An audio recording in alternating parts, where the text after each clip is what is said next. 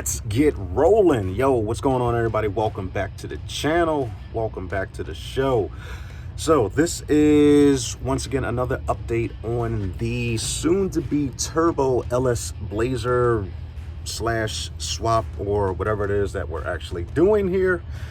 I said it time and time before, we're trying to bounce back from the LS swap Pontiac G853 that we had, so I went with one of my dream vehicles, two-door Tahoe, but this one's a two-door Blazer. So anyway, moving on, I'm gonna show you guys a little bit what's been going on and what I've done, give you guys like pretty much like an update on the channel. So I'm gonna give you guys a fair warning. Okay, everything needs to be cleaned.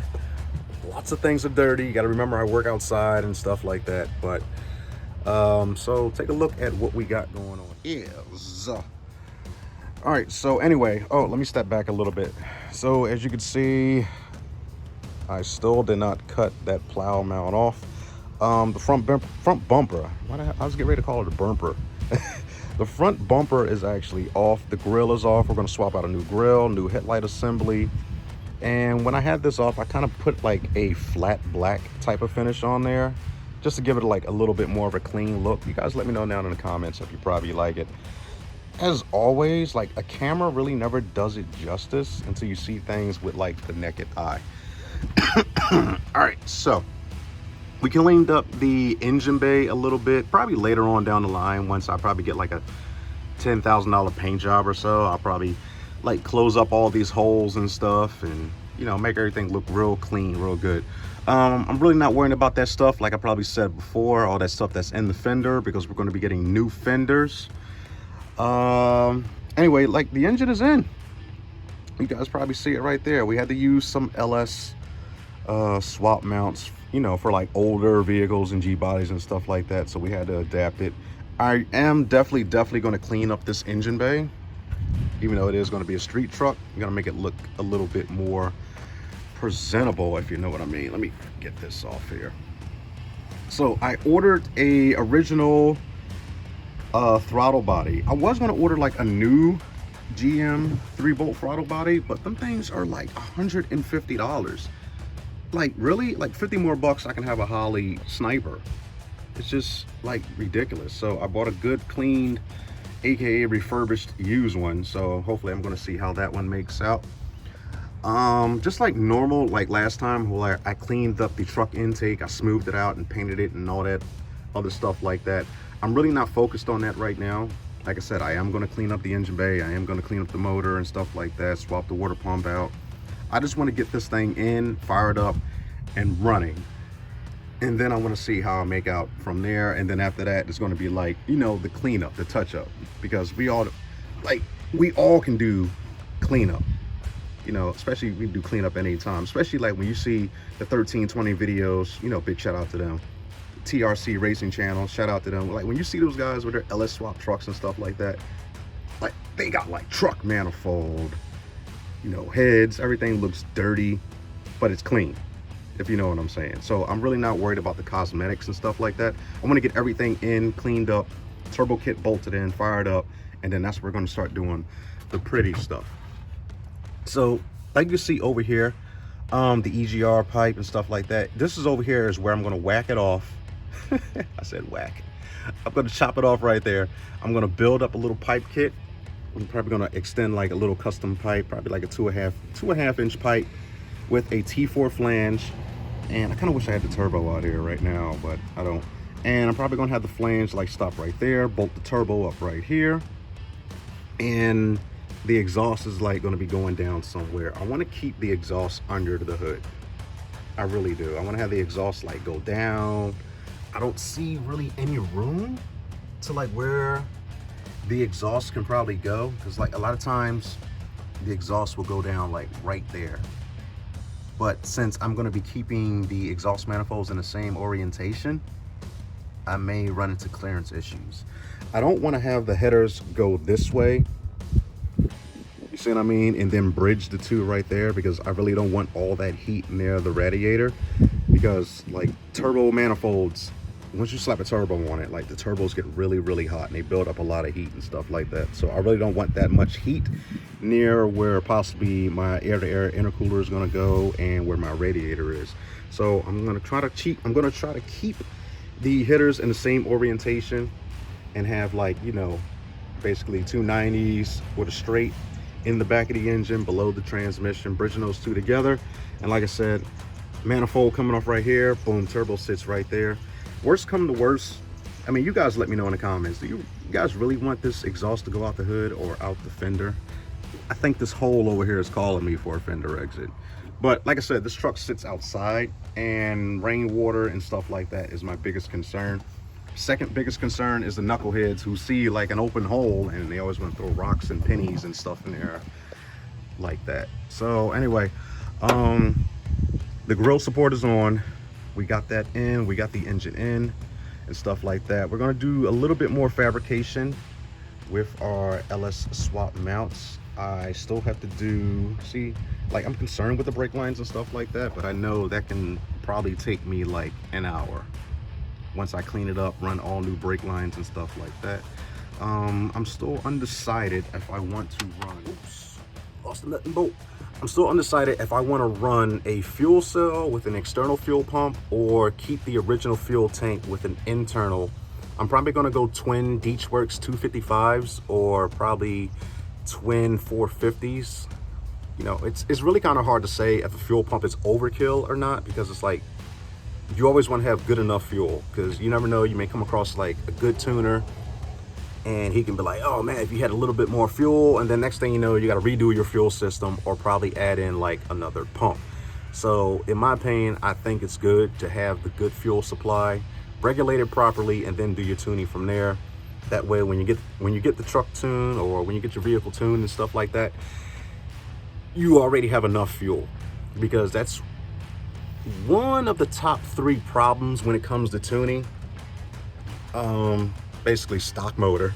That's always going to be your first limitation right there.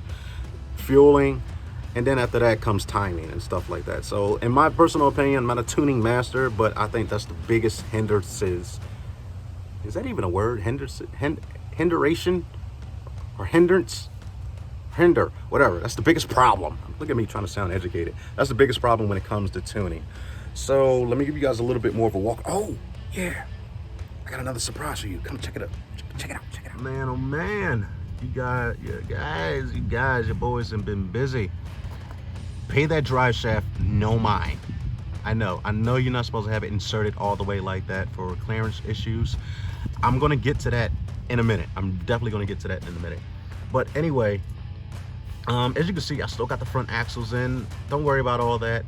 When I do, you know, like the brakes, the rotors, the calipers and stuff, when I rebuild the brake system, that's when I'm going to take the axles out. I'm really not concerned with that right now. But as you can see, the engine is in and the transmission is up in there. The transmission is actually bolted to the engine too. I'm going to have to touch up on the cross member. I'm probably going to have to weld a tab, a big thick metal sheet to extend up to where the trans mount is, if you guys can see that right there. And then that's going to allow me to bolt the transmission down. So getting back to what I was saying, I did this for a reason. I wanted to get everything, I'm talking about the drive shaft right now. I wanted to get all that like bolted in and stuff like that, aligned perfectly, get a good drive angle, because that's really important. You always want to get a good drive line angle at a certain degree. That's going to really eliminate a lot of tension on your drive shaft and stress on your drivetrain and stuff like that. And if you guys remember, see that Sonex adapter? This is actually the same drive shaft that was in our LS Swap Pontiac G8. I can't say I gotten close, but I damn sure got really, really close of reusing the same drive shaft. Same cut, same measurement, but as you can see, it's pushed all the way in. We're not going to leave it like that. We're not. I just did that to get it in, and then when I went to the back to try to button it up, that's what I noticed, like, oh crap, it's not going to fit. Especially because I still have the adapter on, but just looking at it right there, I'm probably going to have to chop probably about 2 inches, 2 to 2.5 inches off of it, just so I can get that to bolt up. And I was thinking, like, since I was going to be doing that, should I order like a locker and some beefier axles? But again, I'm not really concerned with that right now. Yeah, it is hot. I cannot believe I worked in this heat wave. But yeah, that's like what I was saying before. I'm really not concerned with that because I want to get the engine in. Oops, somebody's towing. I want to get the engine in, fired up, turbo kit made and stuff like that, and do like the little tweaks and stuff as I go along. So it's kind of like me working like a front to back type of thing. Engine in, transmission in, drive shaft in, and then I will probably work to the rear. Like once everything is done, I'm not going to be stomping on the engine. I'm not going to be beating on it because I guarantee you, like, once the turbo is in and stuff like that, and everything's like dialed in with a good bass tune, and I stomp on it, I'm gonna blow the rear. Like the rear is completely going to explode. So I'm gonna just cruise it around. That's really what it's about. Just cruising, getting everything done and made up. Is there anything else I can probably tell you guys about? Let's see. Let's walk through one more time. So yeah, the engine is in. It's bolted up.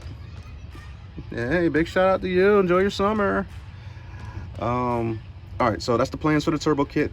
The engine is in, the transmission is in. I'm gonna have to find a drive shaft, local drive shaft shop to chop the drive shaft and rebalance it.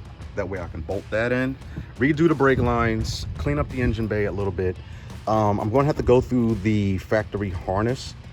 Oh yeah, I did order another LS swap wire harness so I can use with my factory 411 PCM. So I'm really gonna have to go through the factory harness, find out what I want to use. I kind of want to put this truck on a turnkey, but I kind of fell in love with the whole, you know, push button type of thing. It's like 1,000 degrees in here. Oh my God. Oh my God. So we're gonna be going with a custom dash. Can't give you guys the details yet, but pretty soon. Very, very soon, we're gonna have a custom dashboard in here. For the rear. Look at that. It's beautiful. It's beautiful. Big shout out to Classic Industries for sending me like this beautiful roll pan bumper for this thing. It's like absolutely gorgeous. It's like, it's really gonna clean up the back of the car. I mean, the back of the truck really, really well. I mean, any also, little disclaimer too, any little dings or dents or something that you may see in this bumper right now, strictly all came from me, because I'm just rough as hell with things. But yeah, I can't wait to bolt this on. I'm probably gonna bolt this on tomorrow. Let me show you guys what's going on. Oh yeah, look, we got the rear differential out. Yay, we get to go scrap that. We're still chocking the wheels too, by the way. I should probably use this differential over there on the other side just to chock it. But anyway, here's the rear bumper. I can't wait to get the rear bumper on, because like it's really going to clean up the back of the truck. Oh, link in the description. Get your merchant stickers. It's really going to clean up the back of the truck really, really well. I'm in love with these taillights. Too bad I will never see them. Throw it shade. But yeah, I really can't wait to get this bumper on too. Probably in a couple weeks. I was not able to locate a tailgate. So what I'm gonna have to do is probably gonna have to do some custom body work here, right here. Repair and remove the rust. Remove the rust and repair the tailgate as best as possible as I can. I'm still looking for a tailgate. Like, I still see that one that's on eBay for like 500 bucks, but it's like just as bad as the one that I have. So it's kind of like, dude, I might as well just, like, it's all ate up like right there, like all in the same ate up spots, and it's like ate up in the center, and like the door handle right there is like, it's like ate up around there. It's like, dude, what the hell? It's like, I might as well just keep the one that I have and rebuild that one. But anyway, I got the roll pan bumper. I can't wait to slap that on. I'm probably going to do that tomorrow. I'm probably going to order doors and the fenders at the same time. That way I can just bolt all that stuff up. which is kind of weird because it's also kind of like going against everything that I was saying, because I want to get the truck running, but at the same time, I'm doing like cosmetic things too, which is definitely weird. So I don't know. I need to make like an itemized list. You know, like when you build your race car and stuff like that, you get like a little sheet of paper, you stick it to the window, you write down what you have to do next. I think that's what I have to do. Yeah, I'm definitely probably gonna have to do that. I do have the power steering pump bracket. I do have the idler, like all the stuff that you saw missing from the engine, I already have. I just have to bolt that stuff on, and yeah, that's probably going to give me a better idea of what I want to do with the turbo kit. But anyway, that's going to conclude today's video. I'm sweating my ass off, even though the heat wave is over. It's like 89 degrees, but the humidity is through the roof. But anyway, I want to thank you guys for checking out today's latest video. Make sure you like, comment, share, and subscribe. And hopefully in the next video, I'll have some good news for you guys. Like good hardcore Chevy LS enthusiast news for you guys. Because like, if you like cars and trucks like me, you care less if the damn brake lines are hooked up. You want to hear this bad boy chopping? Well, it's definitely not going to chop. It's still got the stock cam in it. Like, you guys want to hear this running. So I'm going to order, yeah, I'm going to work on the brake lines. Let's see, I'm going to get the throttle body on. That's already ordered. And basically I'm going to bolt up the power steering bracket, the alternator and stuff like that. Like, I'm going to get the front part of the engine on, weld up the exhaust, get the turbo and stuff like that in place, and then connect the wire harness. So I already got an idea of what that itemized list is going to look like once I tape it to the truck. That's going to help me really focus and speed things along. So anyway, thank you guys for checking out today's latest video. Make sure you like, comment, share, and subscribe, and I will catch you guys in the next one. Peace.